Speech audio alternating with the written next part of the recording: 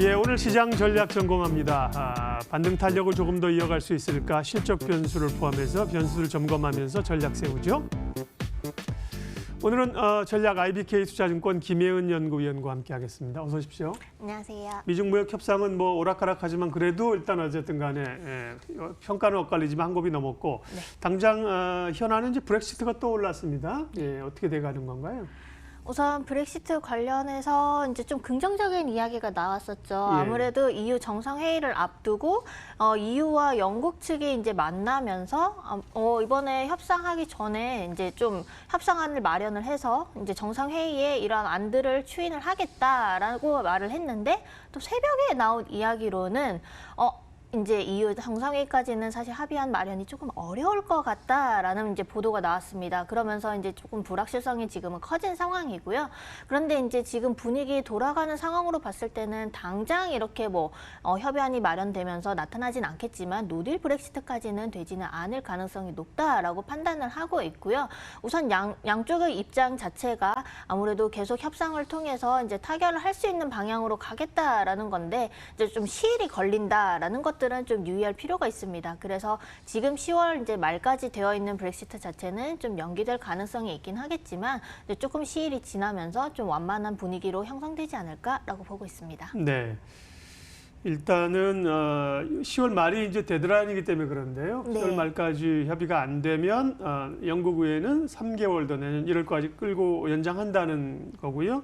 보리스 존슨 총리는 무슨 소리냐, 끝내겠다는 얘기고 그런 거 갈등에 서 있습니다.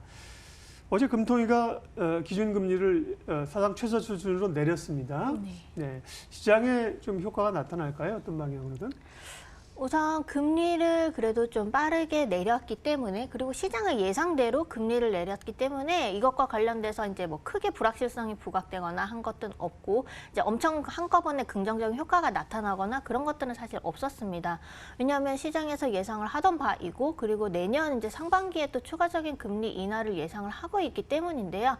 이주열 총재의 발언을 봤을 때도 국감에서도 계속 이제 이번에 금리 인하에 대한 신호를 먼저 줬었고요. 이제 추가적으로 봤을 때 이번 회의에서 조금 이제 예상치 못했던 거는 동결 의원이 이제 2명이었다라는 거죠. 그래서 좀 매파적인 금리 인하였다라고 보는 건데 이주열 총재는 이제 추가적으로 완화적인 통화 정책을 펼칠 수 있는 여력이 있다라고 했기 때문에 아무래도 내년에 금리 인하를 좀 더 암시를 한 거다라고 볼 수 있을 것 같고요. 근데 좀 고무적이라고 할 수 있는 거는 이주열 총재는 내년도에 이제 좀 성장이 올해보다는 개선이 될 수 있다라는 것들을 발언을 한 상황입니다. 그런 것들은 이제 좀 시장에서 좀 긍정적으로 바라보고 있는 요인들이고요. 앞으로 이제 금통위는 이제 전반적인 흐름들을 보면서 경제 지표들을 좀 더 확인을 하면서 베이비 스텝을 밟아갈 예정이라고 생각하고 있습니다. 금리는 이제 최저 수준으로 내렸고 여기서 내년에 이제 경기가 좀 돌아서줘야 가장 이제 베스트 시나리오가 되는 건데요. 예, 두고 봐야 될 것 같습니다. 3분기 실적 시즌이 이제 시작이 됐는데요. 미국이나 우리나 초반 분위기는 괜찮습니다. 쭉 밀고 갈 수 있을까요? 우선 우리나라 같은 경우는 LG전자, 삼성전자가 어닝 서프라이즈 기록을 했죠. 그러면서 이제 전체적인 이제 실적에 대한 우려들이 조금 완화된 상황이라고 볼 수 있을 것 같아요. 특히 이제 코스피의 12개월 선행 EPS가 반등을 했다라는 것들이 긍정적이라고 할 수 있습니다. 월간 기준으로 봤을 때 작년 10월부터 계속 하락을 했다가 거의 1년 만에 지금 반등을 한 상황이거든요. 이게 아무래도 선행이다 보니까 이제 내년도 이제 실적을 좀 당겨와서 반영을 했기 때문에 반등한 것들이 있긴 하지만 전반적인 투자 심리 자체에는 긍정적인 영향을 미칠 수 있는 요인들이고요. 오늘도 그렇고 어제도 그렇고 계속 미국에서는 그래도 이제 실적이 양호하게 발표되고 있기 때문에 기대감보다 이제 좀 개선되고 있다라는 것들은 전반적인 투자 심리를 개선시킬 수 있는 요인이다라고 볼 수 있을 것 같고요. 워낙 이제 실적에 대한 기대치가 낮았기 때문에 어닝 서프라이즈가 나오는 종목들이 이제 나온다라고 하면은 내년도의 기대감은 좀 더 커질 수 있다라고 볼 수 있습니다. 예, 조금 긴 얘기입니다만 내년에 대한 기대감들은 올라오는데 사실 3분기 실적은 아직 낙관할 수는 없는 상황이죠. 그렇죠. 전반적으로는 아직까지 조금 떨어지는 수준인데 초반에 IT 기업들이 좀 좋게 나오기 때문에 사실 다른 기업들의 상황을 조금 봐야 될 것 같습니다. 예. 지수는 어떻습니까? 코스피는 2080, 코스닥이 650 와 있는데 위로 좀 더 치고 갈 여지는 얼마 정도 열어놓을 수 있나요? 좀 더 올라간다라고는 보고 있어요. 네. 가장 이제 큰 이슈라고 할 수 있는 미국과 중국의 무역 협상과 관련된 불확실성이 좀 완화가 됐기 때문에 이제 상승 흐름은 이어진다라고 보고 있지만 중간중간에 변동성은 나타날 수 있다라고 보고 있습니다. 이번에 보면은 미국 하원에서 홍콩 관련 이제 인권법을 이제 통과를 했기 때문에 그것과 관련된 이제 이슈로 인해서 좀 변동성은 나타날 수 있겠지만 전반적으로 봤을 때 양국의 정치적인 경제적인 입장을 보면은 이제 협상이 완전히 결렬되긴 사실 어렵다라고 보고 있거든요. 이런 이제 대외적인 리스크 완화로 인해서 그리고 이제 경기 둔화 우려가 있기는 하지만 내년도 이제 기업 실적의 개선들 이런 것들이 전반적인 투자 심리를 개선시킬 수 있는 요인이다라고 보고 있고요. 좀 지수 상승을 제한할 수 있는 거는 그래도 아직 우리나라 경기에 대한 불확실성들이 있고 글로벌 경기는 계속 둔화되는 모습들이 있기 때문에 상승 자체는 제한될 수 있다라고 보고 있습니다. 그래서 지금 수준에서 지수 상승 흐름은 완만하게 나타나겠지만 상승폭은 제한된다라는 거 보는 게 맞습니다. 네, 그러면 이제 상승폭이 제한된다고 하면 뭐 2100, 2150? 네, 그 정도까지는 예. 볼 수 있을 것 같아요. 네. 그런 그 가정하에 전망하에 시장 섹터 전략을 좀 세우도록 하겠습니까? 어떤 방향으로 전략을 세우고 어느 쪽을 보는 게 좋습니까? 우선 지금 실적 시즌이다 네. 보니까 아무래도 실적이 좀 개선되는 업종들 중심으로 보는 것이 만약 이제 대외 리스크로 인한 변동성이 나타나더라도 네. 양호한 흐름이 나타날 수 있어요. 과거에도 봤을 때 이제 미국과 중국의 무역 협상이 이제 좀 이제 안 좋은 방향으로 흘러갔을 때도 실적이 개선되는 업종들은 아웃퍼폼하는 모습을 보였거든요.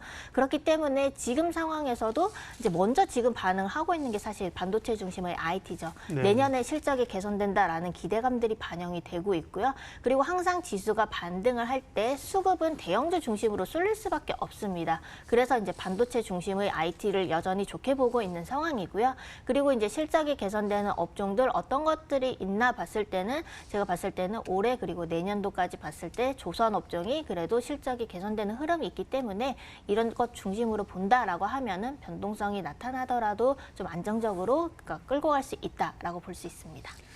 예, IT 실적 개선되는 업종 뭐 당연히 이제 관심 있는데요. IT, 반도체 그리고 조선 정도를 꼽으셨습니다.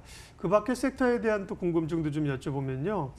성장성과 함께 정책적 모멘텀을 가지고 있는 쪽이 이제 5G라든지 네. 혹은 이제 반도체, 뭐 장비 이런 쪽이잖아요. 그런 네. 쪽은 어떻게 보세요? 예.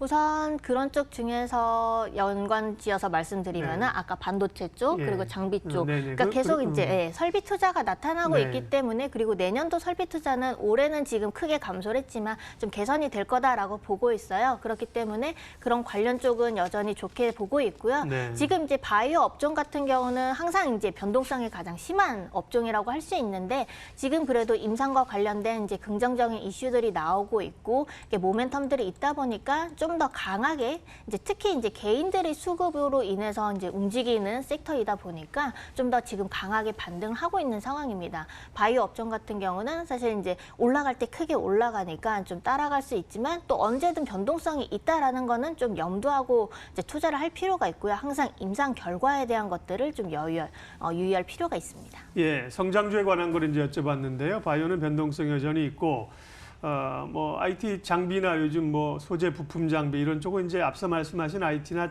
반도체 쪽으로 좀 포함을 시킬 수가 있겠습니다. 마지막으로 하나만 더요. 네. 금리가 떨어지고 있는데 이번 주에 이제 은행주들 같은 경우가 이제 꽤 보험주라든지요, 반짝하면서 상승을 했어요. 네. 좀 반짝 상승으로 보시나요?